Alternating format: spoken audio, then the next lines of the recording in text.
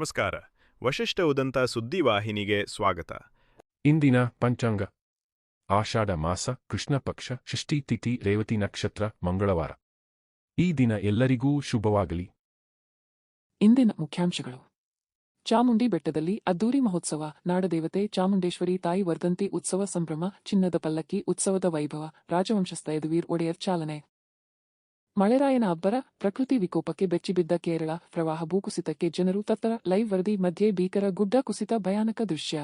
ರಾಜ್ಯದಲ್ಲಿ ನಿರಂತರ ಭೂಕುಸಿತ, ಪ್ರವಾಹದ ಆತಂಕ. ಸಚಿವ ಸ್ಥಾನ ಸಿಗದ ಹಿನ್ನೆಲೆ ಅಸಮಾಧಾನಗೊಂಡವರು ರಾಜೀನಾಮೆ ಕೊಟ್ಟರೆ ತಕ್ಷಣ ಅಂಗೀಕಾರ. ಶಾಸಕರಿಗೆ ಮುಖ್ಯಮಂತ್ರಿ ಖಡಕ್ ಸಂದೇಶ. ಪಕ್ಷದ ಹಿತವೇ ಎಲ್ಲಕ್ಕಿಂತ ಮುಖ್ಯ ಎಂದು ರೆಬೆಲ್ ಶಾಸಕರಿಗೆ ಡಿಕೆಶಿ ವಾರ್ನಿಂಗ್. ಈಗ ಮೈಸೂರಿನ ಪ್ರಮುಖ ಸುದ್ದಿಗಳು. ಮೈಸೂರಿನಲ್ಲಿ ನಾಡದೇವತೆ ಶ್ರೀ ಚಾಮುಂಡೇಶ್ವರಿ ತಾಯಿಯ ವರ್ಧಂತಿ ಮಹೋತ್ಸವದ ಅಂಗವಾಗಿ ಚಾಮುಂಡಿ ಬೆಟ್ಟದಲ್ಲಿ ಚಿನ್ನದ ಪಲ್ಲಕ್ಕಿ ಉತ್ಸವ ಭಕ್ತಿಭಾವದಿಂದ ಹಾಗೂ ವಿಜೃಂಭಣೆಯಿಂದ ನೆರವೇರಿತು. ತಾಯಿ ಚಾಮುಂಡೇಶ್ವರಿಯ ಉತ್ಸವ ಮೂರ್ತಿಯನ್ನು ಚಿನ್ನದ ಪಲ್ಲಕ್ಕಿಯಲ್ಲಿ ಕೂರಿಸಿ ದೇವಸ್ಥಾನದ ಸುತ್ತ ಭವ್ಯ ಮೆರವಣಿಗೆ ನಡೆಸಲಾಯಿತು. ರಾಜವಂಶಸ್ಥ ಯದುವೀರ್ ಒಡೆಯರ್ ಪೂಜೆ ಸಲ್ಲಿಸಿ ಉತ್ಸವಕ್ಕೆ ಚಾಲನೆ ನೀಡಿದರು. ಕರ್ನಾಟಕ ಪೊಲೀಸ್ ಬ್ಯಾಂಡ್ ದೇವಿಗೆ ಗೌರವ ನಮನ ಸಲ್ಲಿಸಿದರು. ಸಾವಿರಾರು ಭಕ್ತರು ದೇವಿಯ ದಿವ್ಯ ದರ್ಶನ ಪಡೆದು ಪುಷ್ಪಾಲಂಕಾರವನ್ನು ಕಣ್ತುಂಬಿಕೊಂಡು ಸಂತಸ ವ್ಯಕ್ತಪಡಿಸಿದರು. ಚಾಮುಂಡೇಶ್ವರಿ ವರ್ಧಂತಿ ಪ್ರಯುಕ್ತ ವಿಶೇಷ ಪೂಜೆ, ಶ್ರೀ ದುರ್ಗಾ ಹೋಮ ಹಾಗೂ ಉತ್ಸವ ಮೂರ್ತಿಯ ಮೆರವಣಿಗೆ ನಡೆಯಿತು. ಮುಮ್ಮಡಿ ಕೃಷ್ಣರಾಜ ಒಡೆಯರ್ ಜನ್ಮದಿನದಂದೇ ಉತ್ಸವ ಮೂರ್ತಿ ಪ್ರತಿಷ್ಠಾಪನೆಗೊಂಡಿರುವುದು ಈ ದಿನದ ವಿಶೇಷ ಎಂದು ಯದುವೀರ್ ಒಡೆಯರ್ ತಿಳಿಸಿದರು.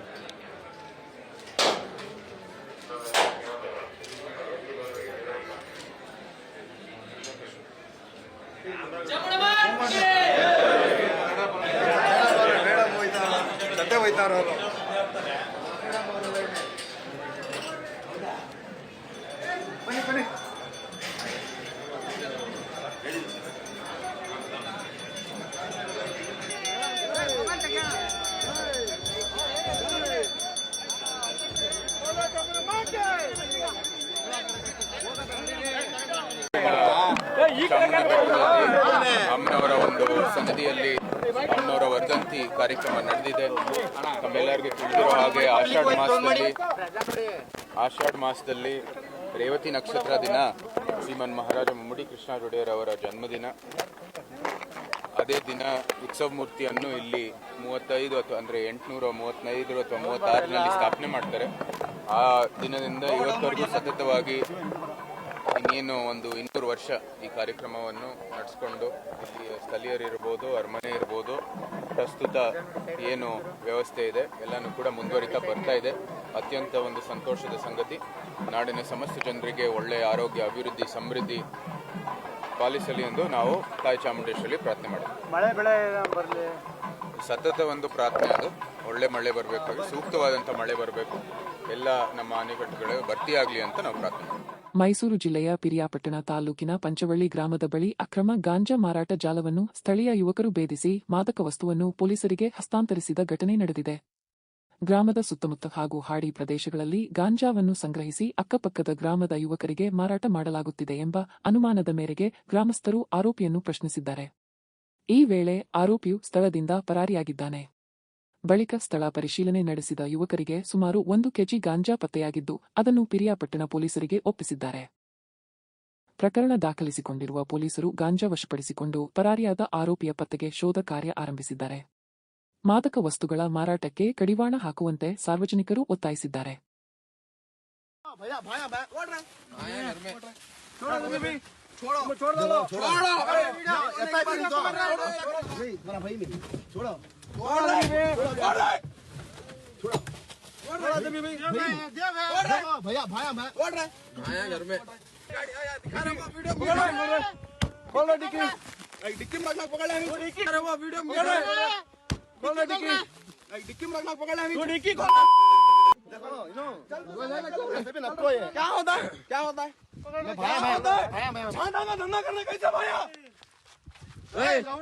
इनको फोन कर रहा है रफीक. गाड़ी स्टार्ट करो. गाड़ी खोल रहा. तू ले लगा रे गाड़ी, तू गाड़ी ले लगा रे पहले से।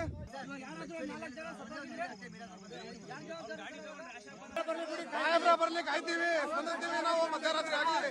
ಸಾಹೇಬ್ರ ಬರ್ಲಿ.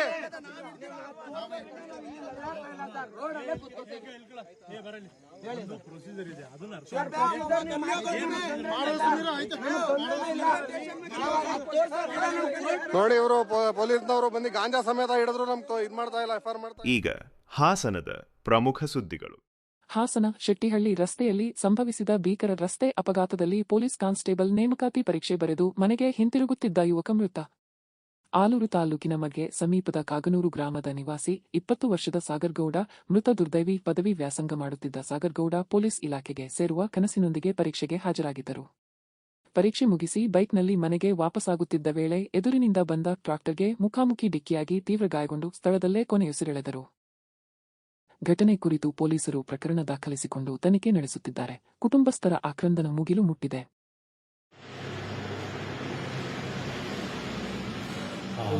ಇವ್ರು ಸ್ಪೀಡ್ ಅವ್ರ ಇವ್ರು ಓವರ್ ಸ್ಪೀಡ್ ಅವ್ರೆ. ओवर स्पीड इतना ओवर स्पीड बहुत स्पीड था. कौन बाइक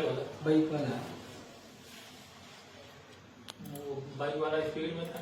ಅರಸೀಕೆರೆ ವಿಧಾನಸಭಾ ಕ್ಷೇತ್ರದ ಶಾಸಕ ಕೆಎಂ ಶಿವಲಿಂಗೇಗೌಡ ಅವರು ಮೊದಲ ಬಾರಿಗೆ ರಾಜ್ಯ ಸಚಿವ ಸಂಪುಟಕ್ಕೆ ಸೇರ್ಪಡೆಗೊಂಡು ರಾಜಭವನದಲ್ಲಿ ನಡೆದ ಸಮಾರಂಭದಲ್ಲಿ ದೇವರ ಹೆಸರಿನಲ್ಲಿ ಪ್ರಮಾಣ ವಚನ ಸ್ವೀಕರಿಸಿದರು. ರಾಜ್ಯಪಾಲರು ಅವರಿಗೆ ಪದವಿ ಹಾಗೂ ಗೌಪ್ಯತೆಯ ಪ್ರಮಾಣ ವಚನ ಬೋಧಿಸಿದರು. ಸಚಿವ ಸಂಪುಟ ವಿಸ್ತರಣೆಯ ಬಳಿಕ ಅವರಿಗೆ ಹಾಸನ ಜಿಲ್ಲಾ ಉಸ್ತುವಾರಿ ಸಚಿವರ ಜವಾಬ್ದಾರಿಯನ್ನು ನೀಡಲಾಗಿದೆ. ಈ ಬೆಳವಣಿಗೆ ಅರಸೀಕೆರೆ ಕ್ಷೇತ್ರದ ಜನರು ಹಾಗೂ ಬೆಂಬಲಿಗರಲ್ಲಿ ಸಂಭ್ರಮಕ್ಕೆ ಕಾರಣವಾಗಿದೆ. ಕ್ಷೇತ್ರದಾದ್ಯಂತ ಕಾರ್ಯಕರ್ತರು ಪಟಾಕಿ ಸಿಡಿಸಿ ಸಿಹಿ ಹಂಚಿ ವಿಜಯೋತ್ಸವ ಆಚರಿಸಿದರು. ಬಳಿಕ ಮಾತನಾಡಿದ ಶಿವಲಿಂಗೇಗೌಡ, ತಮ್ಮನ್ನು ಈ ಹಂತಕ್ಕೆ ತಲುಪಿಸಿದ ಕ್ಷೇತ್ರದ ಮತದಾರರು, ಪಕ್ಷದ ಹೈಕಮಾಂಡ್ ಹಾಗೂ ಮುಖ್ಯಮಂತ್ರಿ ಅವರಿಗೆ ಕೃತಜ್ಞತೆ ಸಲ್ಲಿಸಿದರು. ಜನರ ನಿರೀಕ್ಷೆಗೆ ತಕ್ಕಂತೆ ಪ್ರಾಮಾಣಿಕವಾಗಿ ಕೆಲಸ ಮಾಡಿ ಜಿಲ್ಲೆಯ ಅಭಿವೃದ್ಧಿಗೆ ಆದ್ಯತೆ ನೀಡುವುದಾಗಿ ಅವರು ಭರವಸೆ ನೀಡಿದರು.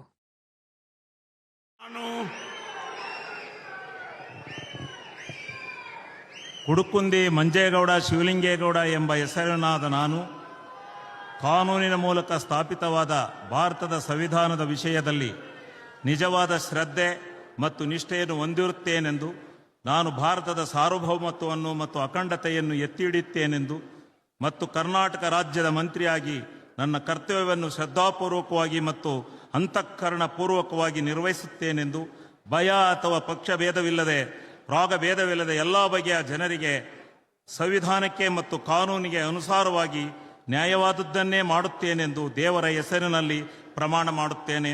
ಶ್ರದ್ಧಾಪೂರ್ವಕವಾಗಿ ಪ್ರತಿಜ್ಞೆ ಮಾಡುತ್ತೇನೆ. ನಾನು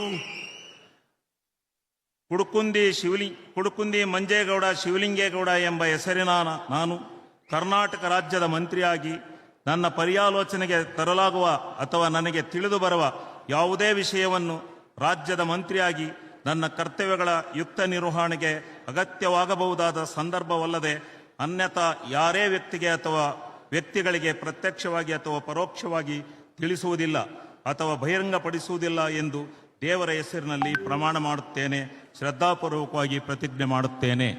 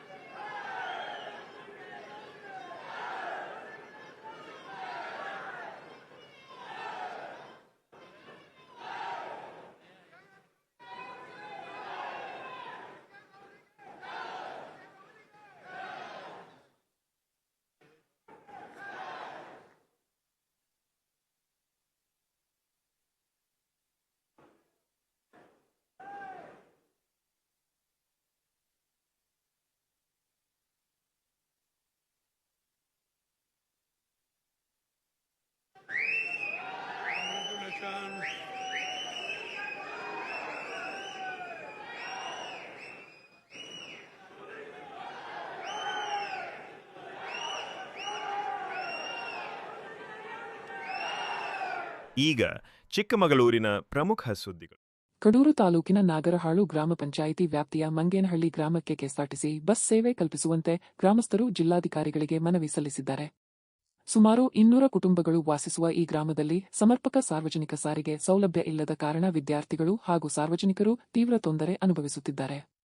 ಗ್ರಾಮದ 85 ರಿಂದ 90 ವಿದ್ಯಾರ್ಥಿಗಳು ಪ್ರತಿದಿನ 5 ಕಿಲೋಮೀಟರ್ ದೂರದ ಕಡೂರು ಶಾಲೆಗೆ ಹಾಗೂ ಸುಮಾರು 50 ವಿದ್ಯಾರ್ಥಿಗಳು ಆಸಂದಿಯ ಶಾಲೆಗೆ ತೆರಳಬೇಕಾಗಿದೆ. ಬಸ್ ಸಂಪರ್ಕ ಇಲ್ಲದ ಕಾರಣ ಮಕ್ಕಳು ಶಿಕ್ಷಣಕ್ಕಾಗಿ ಪ್ರತಿದಿನ ಪರದಾಡುವ ಸ್ಥಿತಿ ನಿರ್ಮಾಣವಾಗಿದೆ. ಗ್ರಾಮದ ಅಭಿವೃದ್ಧಿ ಹಾಗೂ ವಿದ್ಯಾರ್ಥಿಗಳ ಹಿತದೃಷ್ಟಿಯಿಂದ ಮಂಗೇನಹಳ್ಳಿಗೆ ಬಸ್ ಸೇವೆ ಆರಂಭಿಸಿ ಸಾರ್ವಜನಿಕರ ಸಮಸ್ಯೆಗೆ ಪರಿಹಾರ ಕಲ್ಪಿಸುವಂತೆ ಜಿಲ್ಲಾಡಳಿತಕ್ಕೆ ಮನವಿ ಮಾಡಿದ್ದಾರೆ. ಬಂದಿದ್ದೀವಿ. ನಾನು ಗ್ರಾಮ ಪಂಚಾಯತಿ ಮೆಂಬರ್ ಚೇತನ್ ಅಂತೇಳಿ, ನಾಗಲ ಗ್ರಾಮ ಪಂಚಾಯತಿ ಮೆಂಬರು. ನಮಗೆ ಮಂಗೇನಹಳ್ಳಿ ಗ್ರಾಮಕ್ಕೆ ಬಸ್ಸಿಂದು ತುಂಬ ಸಮಸ್ಯೆ ಆಗ್ತಿದೆ. ನಮ್ಮ ವಿದ್ಯಾರ್ಥಿಗಳು ಮಿನಿಮಮ್ 100 ರಿಂದ 150 ಮಕ್ಕಳುಗಳು ಕುಪ್ಪಾಳು ಕಡೂರಿಗೆ ಹೋಗ್ತಾರೆ. ಮತ್ತೆ ಈ ಕಡೆ 50 ರಿಂದ 60 ಮಕ್ಕಳುಗಳು ದೇವನೂರು, ಸಕ್ರಾಪಟ್ಟಣ, ಚಿಕ್ಕಮಗಳೂರು ಕಾಲೇಜಿಗೆ, ಹೈಸ್ಕೂಲಿಗೆ, ಮಿಡ್ಲ್ ಸ್ಕೂಲಿಗೆ ಬರ್ತಾರೆ. ಅಲ್ಲಿ ನಮ್ಮ ಮಂಗೇನಹಳ್ಳಿ ಗ್ರಾಮಸ್ಥರಲ್ಲಿ ತುಂಬ ಹಿಂದುಳಿದಿದ್ದೀವಿ. ಅಲ್ಲಿ 150 ರಿಂದ 200 ಮನೆ ಗ್ರಾಮಗಳು ನಾವು ಗೊಲ್ಲ ಜನಾಂಗನೇ ಇರೋದು. ಮತ್ತೆ ಸಿದ್ರು ಜನಾಂಗ ಅಲ್ಲಿ ಒಂದು 40 ರಿಂದ 50 ಮನೆ ಇದ್ದಾರೆ. ಅಲ್ಲಿ ಟೋಟಲ್ ಜನಸಂಖ್ಯೆ 1000 ಜನ ಮೇಲಿದೆ. ಅಲ್ಲಿ ನಮಗೆ ಬಸ್ಸಿನ ತುಂಬಾ ಸಮಸ್ಯೆ ಆಗ್ತದೆ. ನಾವು ತುಂಬಾ ಸಲ MLAಗೆ ಇವರೆಲ್ಲ ಲೆಟರ್ ಕೊಟ್ಟಿದ್ವಿ, ಬಾಕಿ ಎಲ್ಲ ರಾಜಕೀಯದವರು ಲೆಟರ್ ಕೊಟ್ಟಿದ್ದೀವಿ, ಅದು ಆಗ್ತಾ ಇಲ್ಲ. ಅವ್ರು ಬಸ್ಸಿನ ಬಿಡಕ್ಕೆ ಸಮಸ್ಯೆ ಮಾಡ್ತಾರೆ. ಏನು ಕಾರಣಕ್ಕೆ ಇದು ಮಾಡ್ತಿದಾರೆ ಗೊತ್ತಿಲ್ಲ. ಹಾಗಾಗಿ ನಾವೆಲ್ಲ ಬಂದಿದ್ದೀವಿ. ಮತ್ತೆ ಅಲ್ಲಿ ಹೆಣ್ಮಕ್ಳುಗಳು ತುಂಬಾ ಜನ ಓಡಾಡೋರಿದ್ದಾರೆ, ತುಂಬಾ ಹೆಣ್ಮಕ್ಳುಗಳು ಆಗ್ತಾರೆ. ಈಗ ಕೆಟ್ಟಗಾಲ ದಿನ ನಮಗೂ ಇದಾಗತ್ತೆ. ಇಲ್ಲಿಂದ ಸಂಜೆ 5:30, 4:15, 5 ಗಂಟೆ ಆಗುತ್ತೆ. ಕಾಲೇಜ್ ಬಿಟ್ಟು ಸ್ಕೂಲ್ ಬಿಟ್ಟು ಬಂದಾಗ ಅವ್ರು ಹೋಗೋದಕ್ಕೆ 8 ಗಂಟೆ, 7:30, 8 ಗಂಟೆ ಆಗುತ್ತೆ. ಮಳೆ ಬಂದ್ರೆ ಹೋಗೋದು ತುಂಬಾ ಸಮಸ್ಯೆ ಆಗ್ತಿದೆ. ಮತ್ತೆ ಬೆಳಗ್ಗೆ ಎದ್ದು ಬೇಗ ಹೊರಡ್ಬೇಕು. ನಾವು ಸ್ಕೂಲಿಗೆ ಹೋಗ್ಬೇಕು ಅಂದ್ರೆ ನಾವು 7 ಗಂಟೆ, 7:30, 8 ಗಂಟೆ ಬಿಡುತ್ತೆ. 6 ಕಿಲೋಮೀಟರ್ ಆಗುತ್ತೆ. ಈ ಕಡೆ ಸೈಡ್ ಕುಪ್ಪಾಳ ಸೈಡ್ ಹೋದ್ರು 6 ಕಿಲೋಮೀಟರ್ ಆಗುತ್ತೆ. ಕಬ್ಬಳಿ ಗೇಟ್ ಕಡೆಗೆ ಬಂದ್ರು 6 ಕಿಲೋಮೀಟರ್ ಆಗುತ್ತೆ. ನಮಗೆ ತುಂಬಾ ಸಮಸ್ಯೆ. ನಾವು ಬಸ್ಸಿನ ಒಂದು ವ್ಯವಸ್ಥೆ ಮಾಡ್ಕೊಡ್ಬೇಕು ಅಂತೇಳಿ ನಾವು DC ಸಾಹೇಬ್ರ ಹತ್ರ ಕೇಳ್ಕೊಳ್ಳೋದಕ್ಕೆ. ಕರ್ನಾಟಕ ಪೊಲೀಸ್ ನೇಮಕಾತಿ ಪರೀಕ್ಷೆಯಲ್ಲಿ ಅಕ್ರಮ, ಪ್ರಶ್ನೆ ಪತ್ರಿಕೆ ಸೋರಿಕೆ ಹಾಗೂ ಪರೀಕ್ಷಾ ಪ್ರಕ್ರಿಯೆಯಲ್ಲಿ ಲೋಪಗಳು ನಡೆದಿರುವ ಆರೋಪದ ಹಿನ್ನೆಲೆಯಲ್ಲಿ ಗೃಹ ಸಚಿವ ಪ್ರಿಯಾಂಕ್ ಖರ್ಗೆ ರಾಜೀನಾಮೆ ನೀಡಬೇಕೆಂದು ಬಿಜೆಪಿ ಆಗ್ರಹಿಸಿದೆ. ಚಿಕ್ಕಮಗಳೂರು ಜಿಲ್ಲಾ ಬಿಜೆಪಿ ಮುಖಂಡರು ಪತ್ರಿಕಾಗೋಷ್ಠಿ ನಡೆಸಿ ಲಕ್ಷಾಂತರ ಅಭ್ಯರ್ಥಿಗಳ ಭವಿಷ್ಯದೊಂದಿಗೆ ಸರ್ಕಾರ ಚೆಲ್ಲಾಟವಾಡಿದೆ ಎಂದು ಆರೋಪಿಸಿದರು. ಪರೀಕ್ಷೆಯಲ್ಲಿ ಉಂಟಾದ ಗೊಂದಲದಿಂದ ಅಭ್ಯರ್ಥಿಗಳಿಗೆ ಅನ್ಯಾಯವಾಗಿದ್ದು, ಸರ್ಕಾರ ನೈತಿಕ ಹೊಣೆ ಹೊತ್ತು ಮರುಪರೀಕ್ಷೆ ನಡೆಸಬೇಕು ಎಂದು ಒತ್ತಾಯಿಸಿದರು. ಸಚಿವರು ತಮ್ಮ ಜವಾಬ್ದಾರಿಯನ್ನು ಅರಿತು ರಾಜೀನಾಮೆ ನೀಡಬೇಕೆಂದು ಆಗ್ರಹಿಸಿದ ಬಿಜೆಪಿ ನಾಯಕರು ಸರ್ಕಾರದ ವಿರುದ್ಧ ತೀವ್ರ ವಾಗ್ದಾಳಿ ನಡೆಸಿದರು. ಪರೀಕ್ಷೆಗೆ ಸಂಬಂಧಿಸಿದ ಆರೋಪಗಳ ಕುರಿತು ತನಿಖೆ ನಡೆಸುವಂತೆ ಬಿಜೆಪಿ ಒತ್ತಾಯಿಸಿದೆ. ನಡೆದಂತ ಪೊಲೀಸ್ ನೇಮಕಾತಿ ಪರೀಕ್ಷೆಯನ್ನ ರಾಜ್ಯ ಸರ್ಕಾರ ಸಮರ್ಪಕವಾಗಿ ಮಾಡದಲ್ಲೇ ಏನು ನೇಮಕಾತಿಯಲ್ಲಿ ಏನು ಪರೀಕ್ಷೆಯನ್ನ ಬರಲಿಕ್ಕೆ ಬಂದಿರತಕ್ಕಂತ ಲಕ್ಷಾಂತರ ಯುವಕರಿಗೆ, ಯುವತಿಯರಿಗೆ ಇವತ್ತು ಅನ್ಯಾಯ ಆಗಿದೆ. ಕೇವಲ ಕೇಂದ್ರದಲ್ಲಿ ಧರ್ಮೇಂದ್ರ ಪ್ರಧಾನ್ ಅವರು ಸರಿಯಾಗಿ ಅವರ ಕೆಲಸವನ್ನ ಮಾಡಲಿಲ್ಲ ಅಂತೇಳಿ ನೀಟ್ ಎಕ್ಸಾಮ್ನ ಪ್ರಶ್ನೆ ಪತ್ರಿಕೆ ಲೀಕ್ ಆಯ್ತು ಅನ್ನೋದನ್ನೇ ಇಟ್ಕೊಂಡು ವಿದ್ಯಾರ್ಥಿಗಳ ಜೊತೆ ಹೋರಾಟವನ್ನ ಮಾಡಿ ಇವತ್ತು ಧರ್ಮೇಂದ್ರ ಪ್ರಧಾನ್ ಅವರ ರಾಜೀನಾಮೆಯನ್ನ ನಾವು ಪಡ್ಕೊಂಡಿದೀವಿ ಅಂತೇಳಿ ಏನು ಬೀಗ್ತಾ ಇದೆ ಕಾಂಗ್ರೆಸ್ನವರು. ನೀವು ಮಾಡಿರ್ತಕ್ಕಂಥ ರಾಜ್ಯದಲ್ಲಿ ಪೊಲೀಸ್ ನೇಮಕಾತಿಯ ಏನು ಪರೀಕ್ಷೆಯನ್ನ ಸಮರ್ಪಕವಾಗಿ ನೀವು ಮಾಡಲಿಲ್ಲ. ಇದಕ್ಕೆ ಯಾರು ಉತ್ತರ ಕೊಡಬೇಕು? ಇವತ್ತು ನಿಮ್ಮ ಗೃಹ ಮಂತ್ರಿಗಳಾಗಿರ್ತಕ್ಕಂಥ ಪ್ರಿಯಾಂಕ ಖರ್ಗೆ ಅವರು ರಾಜ್ಯದಲ್ಲಿ ಗೃಹ ಸಚಿವರಾಗಿ ಕೆಲಸ ಮಾಡ್ತಾ ಇದಾರ ಇಲ್ವಾ ಅಂತಂದು ಕೇವಲ ನಮ್ಮ ಭಾರತೀಯ ಜನತಾ ಪಾರ್ಟಿ ಅಲ್ಲ, ಈ ಕರ್ನಾಟಕ ರಾಜ್ಯದ ಎಲ್ಲ ಮತದಾರರು ಮತ್ತು ನಾಗರಿಕರು ಇವತ್ತು ಕೇಳ್ತಾ ಇದಾರೆ, ನಮ್ಮ ರಾಜ್ಯದಲ್ಲಿ ಗೃಹ ಮಂತ್ರಿ ಇದಾರ ಅಂತೇಳಿ. ಅಂತ ಒಂದು ಗೃಹ ಮಂತ್ರಿಯನ್ನ ಮಾಡಿರ್ತಕ್ಕಂಥ ಕಾಂಗ್ರೆಸ್ನವರು ತಕ್ಷಣ ಅವ್ರ ರಾಜೀನಾಮೆಯನ್ನ ತಗೋಬೇಕು. ಈ ಪೊಲೀಸ್ ನೇಮಕಾತಿ ಪರೀಕ್ಷೆಯನ್ನ ಮತ್ತೊಮ್ಮೆ ಸರಿಯಾದ ರೀತಿಯಲ್ಲಿ ಮಾಡಿ ವಿದ್ಯಾರ್ಥಿಗಳ ಭವಿಷ್ಯವನ್ನ ಹಾಳು ಮಾಡಬೇಡಿ. ಅವರಿಗೆ ಒಳ್ಳೆ ಜೀವನವನ್ನ ಕಟ್ಕೊಳ್ಳಿಕ್ಕೆ ಅವ್ರೇನೋ ಕನಸಿಟ್ಕೊಂಡು ಬಂದಿದ್ದಾರೆ, ಆ ಕನಸನ್ನ ಮುರಿಯುವಂತ ಕೆಲಸವನ್ನ ನೀವು ಮಾಡಬೇಡಿ. ಹಾಗಾಗಿ ಭಾರತೀಯ ಜನತಾ ಪಾರ್ಟಿ ಒತ್ತಾಯ ಮಾಡ್ತಾ ಇದೆ, ಈ ರಾಜ್ಯದ ಗೃಹ ಮಂತ್ರಿ ಅನ್ಸ್ಕೊಂಡಿರ್ತಕ್ಕಂಥ ಪ್ರಿಯಾಂಕ ಖರ್ಗೆ ಕೂಡಲೇ ರಾಜೀನಾಮೆ ಕೊಡಬೇಕು ಅಂತೇಳಿ ಭಾರತೀಯ ಜನತಾ ಪಾರ್ಟಿ ಒತ್ತಾಯವನ್ನ ಮಾಡ್ತಾ ಇದೆ. ಈಗ ರಾಜ್ಯ ಮತ್ತು ರಾಷ್ಟ್ರೀಯ ಸುದ್ದಿಗಳು. ಕೇರಳದಲ್ಲಿ ಸುರಿಯುತ್ತಿರುವ ಧಾರಾಕಾರ ಮಳೆಯ ಪರಿಣಾಮ ಮತ್ತೊಂದು ಭೀಕರ ಭೂಕುಸಿತ ಸಂಭವಿಸಿದ್ದು, ಮಲಪ್ಪುರಂ ಜಿಲ್ಲೆಯ ಪಾಣಕ್ಕಾಡ್ನ ಕಾರ್ತೋಡ್ ಪ್ರದೇಶದಲ್ಲಿ ಗುಡ್ಡ ಕ್ಷಣಾರ್ಧದಲ್ಲೇ ಕುಸಿದಿದೆ. ಸ್ಥಳೀಯರಲ್ಲಿ ಆತಂಕ ಮನೆ ಮಾಡಿದೆ. ಲೈವ್ ವರದಿ ನಡೆಯುತ್ತಿದ್ದ ವೇಳೆಯಲ್ಲೇ ಭೂಕುಸಿತ ಸಂಭವಿಸಿ ಜನರು ಜೀವ ಉಳಿಸಿಕೊಳ್ಳಲು ಓಡಿದ ದೃಶ್ಯಗಳು ಎದೆ ನಡುಗಿಸುವಂತಿವೆ. ಭಾರೀ ಮಳೆಯಿಂದ ಪ್ರವಾಹ ಪರಿಸ್ಥಿತಿಯೂ ಉಲ್ಬಣಗೊಂಡಿದ್ದು, ಹಲವು ಪ್ರದೇಶಗಳಲ್ಲಿ ಜನಜೀವನ ಅಸ್ತವ್ಯಸ್ತವಾಗಿದೆ. ಘಟನಾ ಸ್ಥಳದಲ್ಲಿ ರಕ್ಷಣಾ ಮತ್ತು ಪರಿಹಾರ ಕಾರ್ಯಾಚರಣೆ ಮುಂದುವರೆದಿದ್ದು, ಹಾನಿಯ ನಿಖರ ಪ್ರಮಾಣ ಹಾಗೂ ಹೆಚ್ಚಿನ ವಿವರಗಳಿಗಾಗಿ ಅಧಿಕಾರಿಗಳು ಪರಿಶೀಲನೆ ನಡೆಸುತ್ತಿದ್ದಾರೆ. ಪ್ರಕೃತಿ ವಿಕೋಪಗಳಿಂದ ರಾಜ್ಯದಲ್ಲಿ ಇದುವರೆಗೆ 8 ಮಂದಿ ಮೃತಪಟ್ಟಿರುವ ಮಾಹಿತಿ ಲಭ್ಯವಾಗಿದೆ.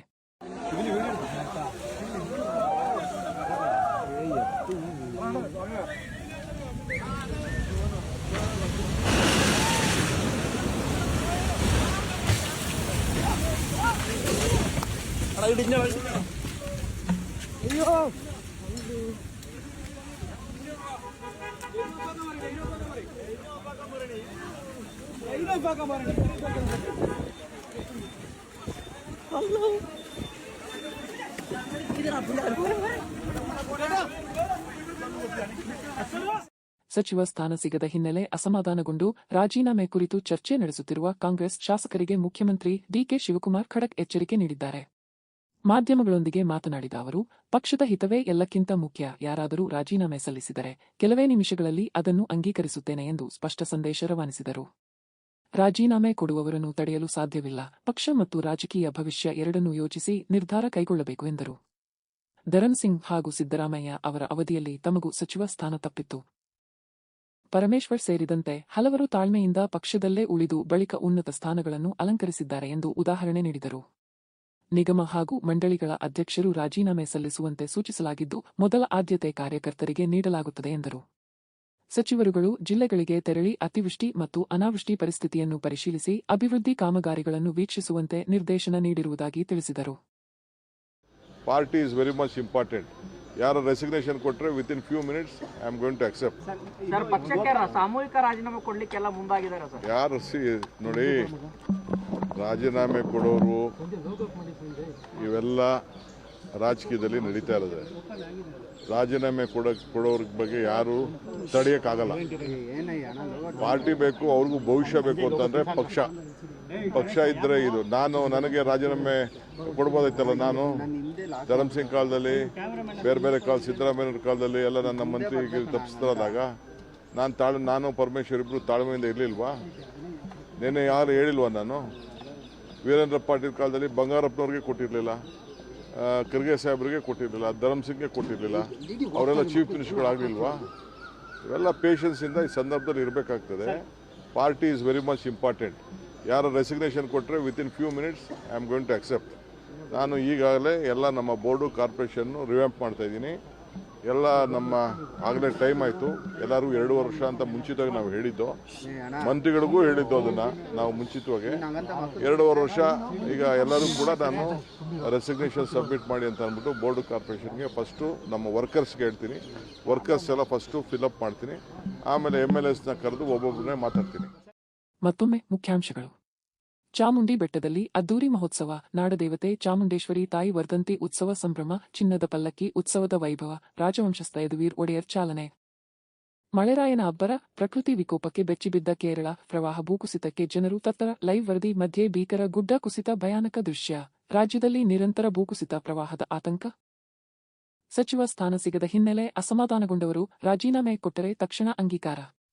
ಶಾಸಕರಿಗೆ ಮುಖ್ಯಮಂತ್ರಿ ಖಡಕ್ ಸಂದೇಶ. ಪಕ್ಷದ ಹಿತವೇ ಎಲ್ಲಕ್ಕಿಂತ ಮುಖ್ಯ ಎಂದು ರೆಬೆಲ್ ಶಾಸಕರಿಗೆ ಡಿಕೆಶಿ ವಾರ್ನಿಂಗ್. ಇಲ್ಲಿಗೆ ಇಂದಿನ ವಾರ್ತಾ ಪ್ರಸಾರ ಮುಕ್ತಾಯವಾಯಿತು. ಧನ್ಯವಾದಗಳು. ಈ ದಿನ ಎಲ್ಲರಿಗೂ ಶುಭವಾಗಲಿ.